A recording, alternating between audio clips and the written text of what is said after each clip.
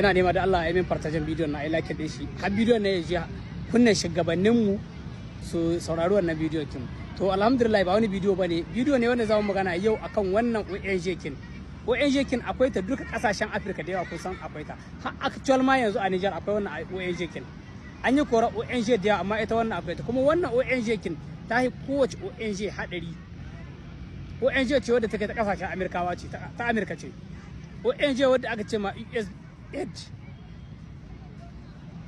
USAID tana ba da taimako a kasashe daban-daban na Afirka, amma fa taimakon a gano wallahi billahi da lauje cikin nadi. Dan wannan ONG kin muna da shaidodi a kasashe da yawa inda ta gama fada, a kasashe da yawa wannan ONG kin ta gama fada, a kasashe da yawa wannan ONG ta sa kure ta kashi duk inda kaga an yi wasu abubuwa da yawa a cikin kasashen mu wannan ONG kin da hannunta cikin wannan ONG kin. Akwai abubuwa da ake yi da yawa da hannun wannan ONG ake yi su. ONG ce wadda take suna nuna suna ba da taimako a ƙasa. In ba ku manta ba akwai ƙasa wadda aka ba zan faɗi sunan ƙasa ba, an ba su taimako a makudan kuɗi aka ba su taimako da yake sun san ba su da nisa da wannan ƙasar ta Amerika, amma sun san me take nihi wannan ba su amshi taimakon nan ba, suka ƙi amsa taimakon nan. Wannan ONG ce ta leƙon asiri, ƙungiya ce da turawa suka haƙa ta leƙon asiri. Za ku ga suna shiga har ƙauye suna ba da taimako, amma fa leƙon asiri ne suke yi. Wannan ba wani abu suke yi ba, duk abubuwan da kuka ji an yi magana a gannu a kansu ta cikin wannan ONG ana yin su. Duk wannan ONG ta haɗa kowa da cikinsu, tana ba da taimako ga 'yan ta'adda.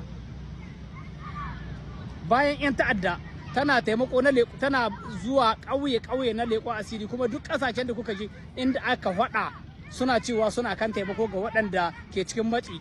Sannan suna sa shugabanni wasu abubuwa waɗanda ba su kamata ba, don saboda suna kwaramfikin wasu shugabanni, saboda duk inda za su yi za a za wannan ONG kashe mu raba na ake yi da wasu shugabanni. Sannan kuma waɗanda ke rabon abubuwan ku sani wadda naka na aka ci tuwarka da na gida na aka haɗawa a haɗa kai da waɗanda an na gida su ne kamar na ƙauye ire-iren su merruka na ƙauye, masu garuruwa na ƙauye suna aka zuwa direct wajen su. Wannan akwai ƙasashen gana mu tsakanin Najeriya da wace ƙasa da ƙasar Kenya sun ba da wani taimako na allurai waɗanda suka ci rigakafi. Alluran aka zo aka yi bincike aka iske allurai ne waɗanda suke na hana aihuwa ne dindindin.